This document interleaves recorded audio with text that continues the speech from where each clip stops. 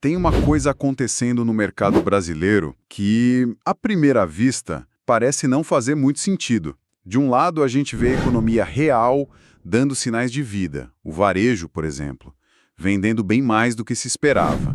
Certo. Do outro, o investidor parece que continua com o pé no freio, correndo para a renda fixa como se não houvesse amanhã. Isso mesmo com a bolsa tendo subido o quê? Uns 30% no último ano? Exatamente. Essa é a desconexão. Por que isso acontece? O que será que o investidor está enxergando? Hoje a gente vai tentar montar esse quebra-cabeça, olhando para juros, dívida do governo e, claro, para as decisões das empresas. Exato. E para a gente entender essa história, não dá para olhar só o número grande, o macro, e analisar um setor que está num momento bem crítico, que é o de celulose. É nesse contraste que a gente talvez encontre as respostas, né? Onde estão os riscos e principalmente as oportunidades. Ok, então vamos começar pelo começo de tudo, que é a inflação. A expectativa para este ano é de 4%. É melhor que o ano passado. É melhor, mas ainda está acima do centro da meta do governo, que é de 3%. E mesmo assim, a nossa taxa de juros, a Selic, continua lá em cima.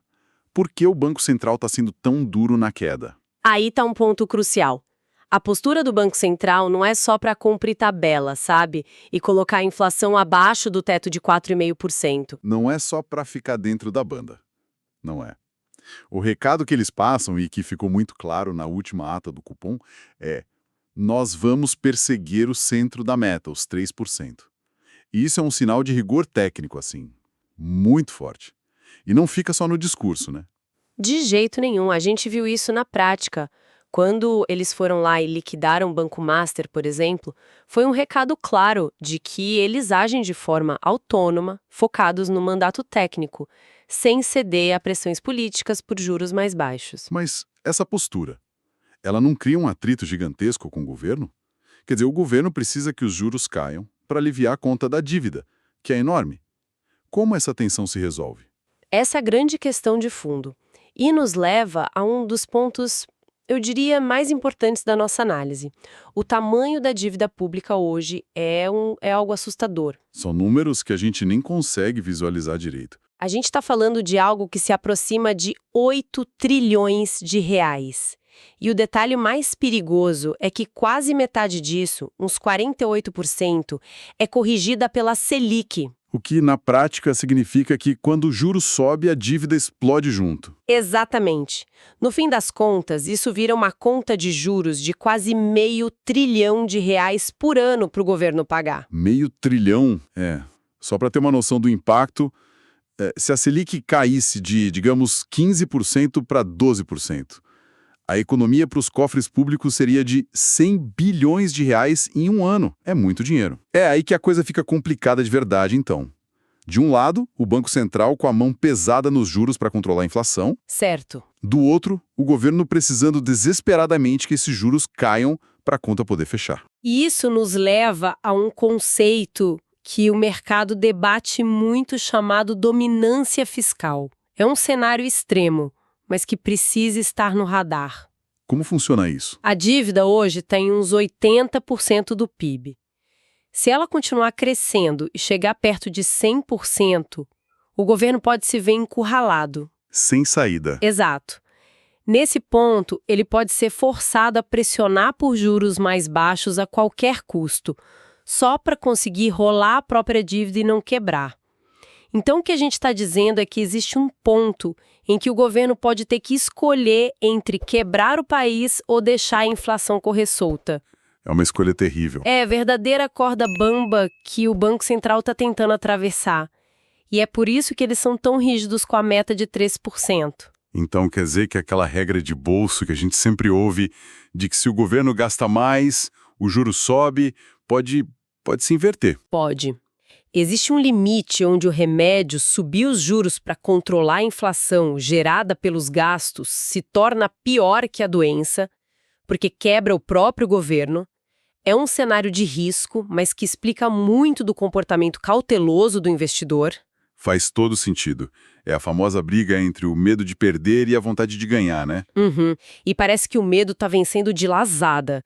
Os dados recentes mostram que os fundos de renda fixa continuam recebendo uma enxurrada de dinheiro, enquanto os fundos de ações estão vendo mais saques do que depósitos. É a clássica história de esperar a Selic cair para se mexer. Só que a bolsa já andou, e andou muito. E esse é o paradoxo do timing de mercado. Tentar acertar o momento exato de entrar na bolsa é como, sei lá, tentar pegar uma onda no surf. Se você rema cedo demais, a onda passa por baixo. E você fica para trás. Se rema tarde demais, ela quebra na sua cabeça. O melhor surfista geralmente é aquele que já está na água posicionado. O mercado não espera o jornal de amanhã para precificar a queda dos juros, ele se antecipa meses. O risco de quem está esperando o momento perfeito é pagar mais caro depois. Exato. É acabar comprando os mesmos ativos que poderia ter comprado antes, só que 20 ou 30% mais caros. Ok, então esse cenário de juros e dívida é esse xadrez bem complexo. Mas como isso se traduz na prática? No dia a dia das empresas, das pessoas? Porque os últimos dados do varejo, por exemplo, contam uma história bem diferente desse pessimismo todo. Totalmente diferente. As vendas em novembro subiram 1%, quando o mercado esperava só 0,3%. Sim, e a perspectiva para este ano, 2026, continua positiva. A gente tem a provável continuidade da queda da Selic, que barateia o crédito para comprar uma geladeira, um carro. O crediário fica mais fácil. Isso. E tem também a nova faixa de isenção do imposto de renda para quem ganha até R$ 5.000. Parece pouco, mas é mais dinheiro circulando na economia, direto no bolso de quem tende a gastar. Mas, aí vem o outro lado da moeda. Enquanto o varejo urbano comemora, o agronegócio, que é o grande motor do Brasil, está sofrendo. Exatamente. É uma economia de duas velocidades. A previsão é de que a gente exporte menos soja em 2026, mesmo com safra recorde, por causa dos preços lá fora. E o crédito? Aí que tá. Para piorar, o Banco do Brasil, que é o grande financiador do campo, tá mais seletivo, mais restritivo na hora de liberar crédito. Então, o produtor rural enfrenta um cenário de preço menor pelo produto dele e crédito mais caro e mais difícil. É uma tempestade perfeita. Então a gente tem essa dualidade, o consumidor da cidade gastando, impulsionando o varejo e o produtor rural apertando o cinto. Isso ajuda a entender a paralisia do investidor, né? Sem dúvida. Não tem um sinal claro para que lado a economia vai pender. Um exemplo que ilustra bem isso é a BB Seguridade, certo? Perfeito. Os resultados de novembro da empresa são um retrato fiel dessa crise no agro. Os prêmios do seguro rural, que é o carro-chefe, caíram mais de 18%. É uma queda forte. Muito forte.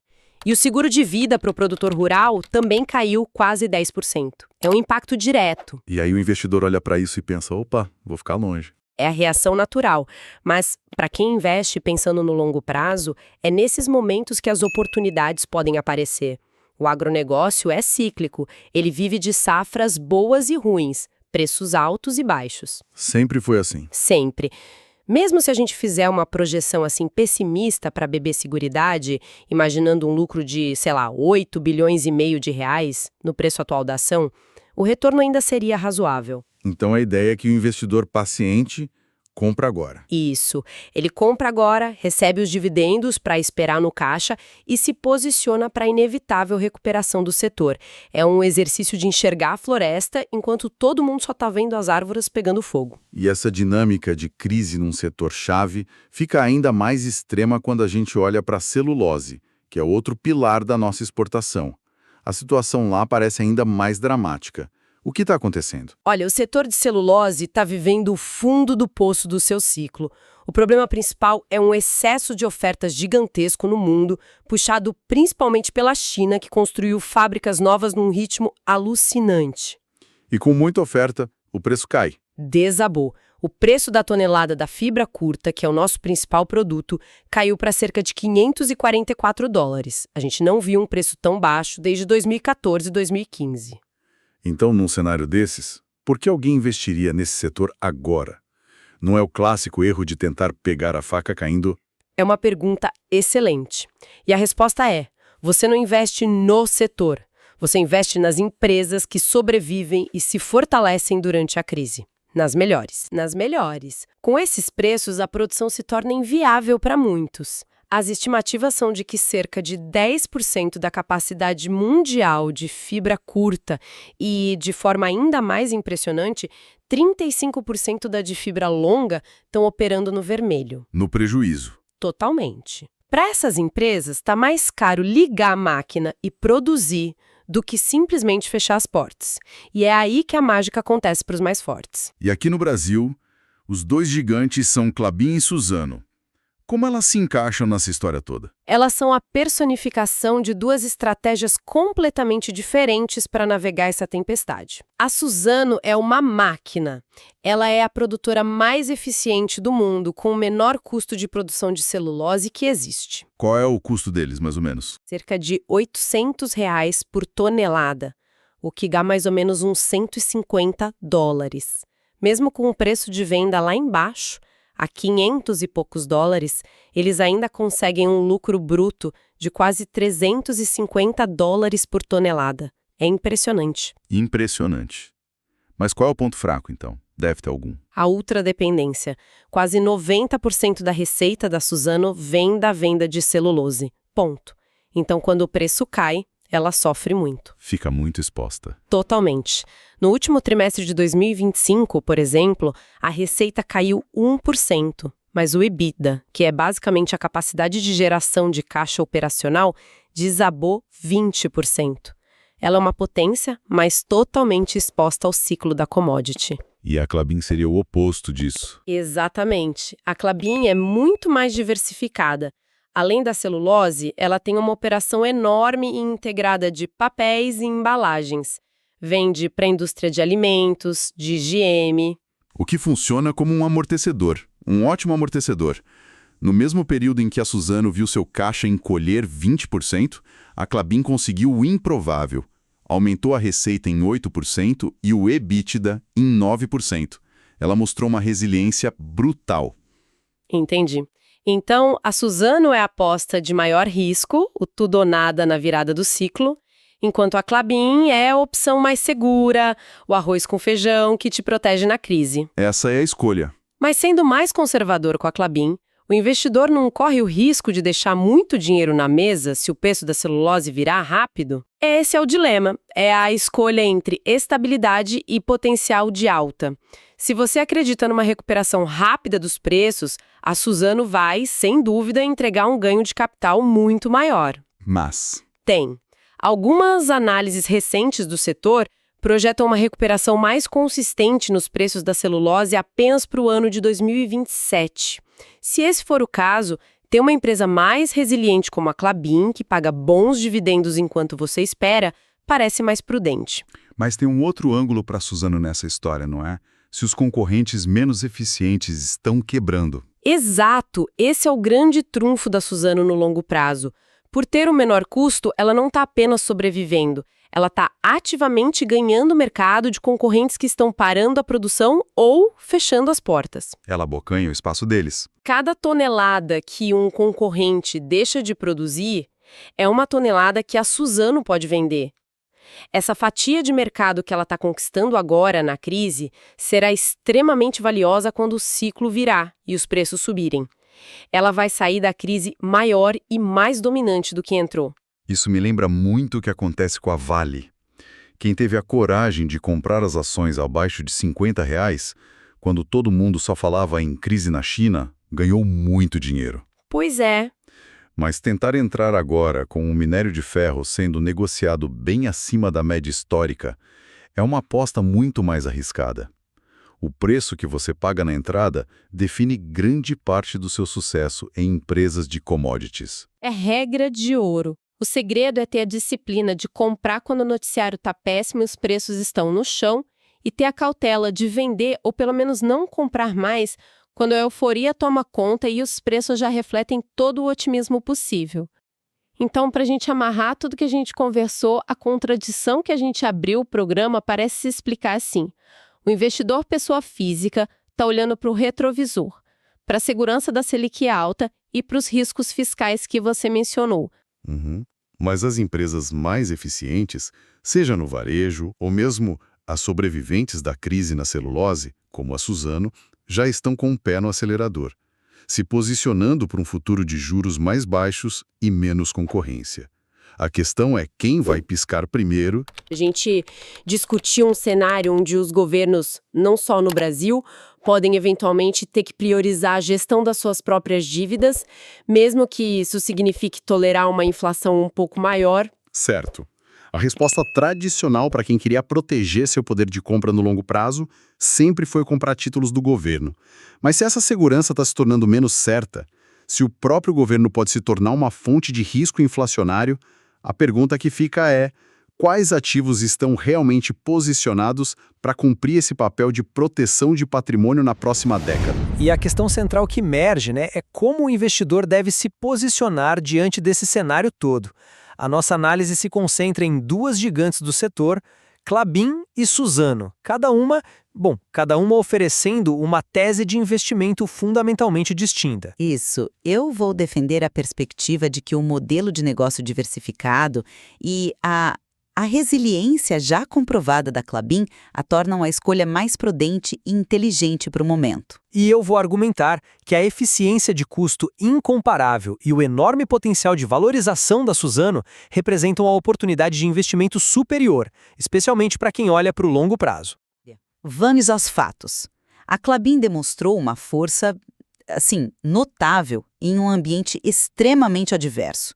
Enquanto o setor como um todo sofre, a empresa conseguiu aumentar sua receita líquida em 8% e seu EBITDA em 9%. Isso em relação ao mesmo período do ano passado.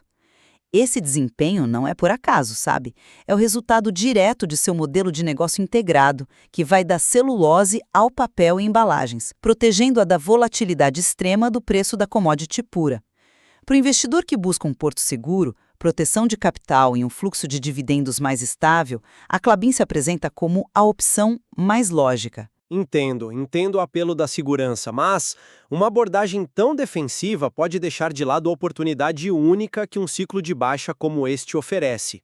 A Suzano é, sem rodeios, a produtora com o menor custo caixa de celulose do planeta. Ponto.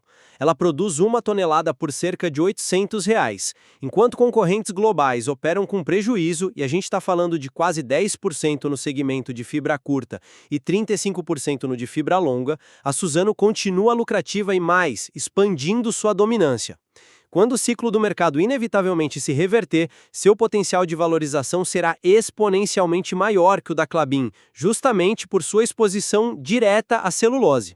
A estratégia mais assertiva é investir na líder indiscutível do setor quando ela está sob pressão. Você fala em potencial, mas como é que a gente justifica o risco do timing? Relatórios de mercado sugerem que uma recuperação consistente dos preços pode não acontecer antes de 2027. O que o investidor da Suzano faz até lá? Fica assistindo a uma queda de 20% no EBITDA, como a que foi registrada recentemente? O custo de oportunidade me parece bem significativo. Mas aí é que está a chave da análise de ciclo, entende? Essa queda no EBITDA da Suzano é um efeito cíclico, totalmente esperado.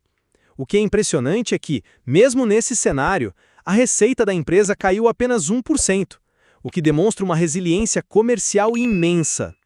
O verdadeiro risco não é esperar a recuperação.